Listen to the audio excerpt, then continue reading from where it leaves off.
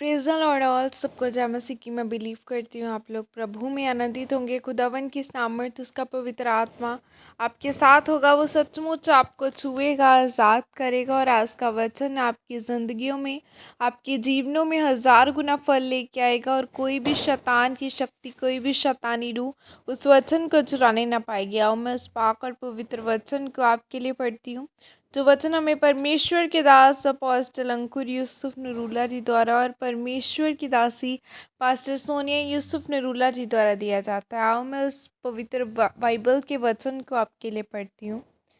परमेश्वर के कामों को करने के लिए आलस्य न करें, जैसे कि पवित्र बाइबल यिर्मयाह 48 की 10 आयत में लिखा है, शापित है वह जो यहोवा का काम आलस्य से करता है और वह भी जो अपनी तलवार लहू बहाने से रोक रखता है। हालेलुया।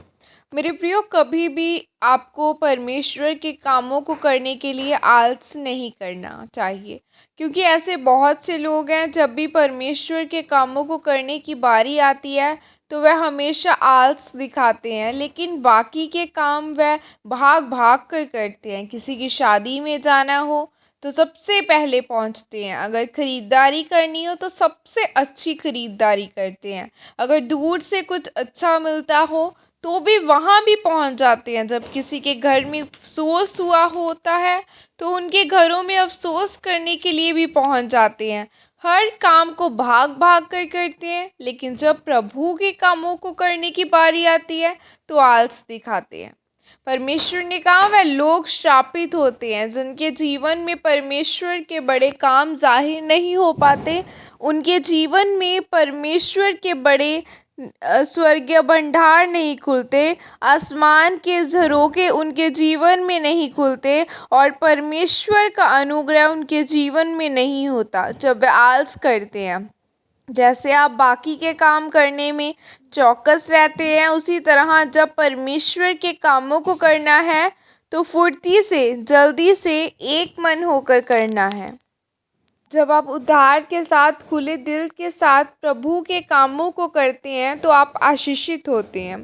परमेश्वर का वचन कहता है, जितना धन आप परमेश्वर में बो दोगे उतनी ही आप बढ़ोतरी होगी, जितना आप बटोर कर रखोगे परमेश्वर के लिए नहीं दोगे उतनी ही आपको घटी होगी। जब आप लूका 12 की 21 आयत में पढ़ें तो प्रभु यीशु मसीह ने एक वाक्य बताया कि एक धनी मनुष्य था जिसकी फसल की उपज बहुत हुई। तो जब उसने देखा कि उस फसल की उपज बहुत बढ़ गई है तो उसने सोचा कि अब मैं इस फसल को कहाँ रखूँ, क्योंकि उसके भंडार पर घर छोटे पड़ गए थे। तो उसने छोटे छोटे भंडार घरों को तोड़कर एक बड़ा भंडार घर बना लिया, ताकि वह उसमें अपनी सारी धन संपत्ति को इकट्ठा कर रखे। जब उसने ऐसा किया तो कहा कि अब मैं अपने प्राण से कहूँगा कि चिंता न कर, खा और पी और सुख से रह। ऐसे लोग जो प्रभु के कार्य में आलस्य दिखाकर अपनी व्यक्तिगत निजी धन में, चीज़ों में जीते हैं, वह संसारिक रीति से अपने रिश्तेदारों के हिसाब से अमीर हो सकते हैं, लेकिन परमेश्वर कहता है कि जो मनुष्य अपने लिए धन बटोरता है वह मेरी दृष्टि में धनी नहीं है। क्यों? जो धन आपने परमेश्वर के वचन को पूरा करने के लिए नहीं कमाया, जो बोकर नहीं कमाया, उसमें मैं दुख मिलाता हूँ। फिर उसमें कई तरह की बीमारियाँ आती हैं, कई तरह के अटैक आते हैं, वह धन सुख नहीं देता। लेकिन परमेश्वर ने कहा जो धन मैं देता हूँ उसे मैं 30 गुना, 60 गुना और 100 गुना आशीषित करता हूँ। आमीन। यह प्रार्थना आपके द्वारा की जाए।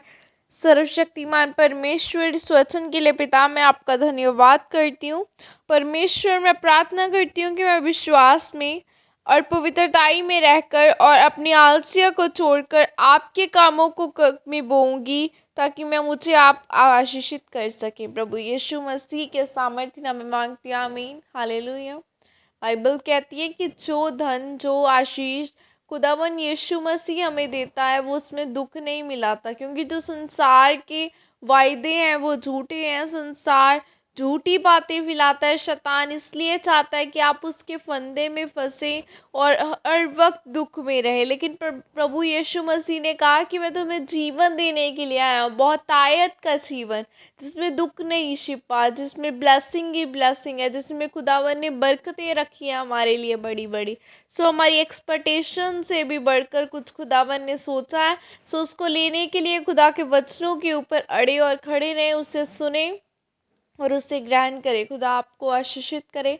God bless you all. Praise the Lord. जय मसीह की सबको।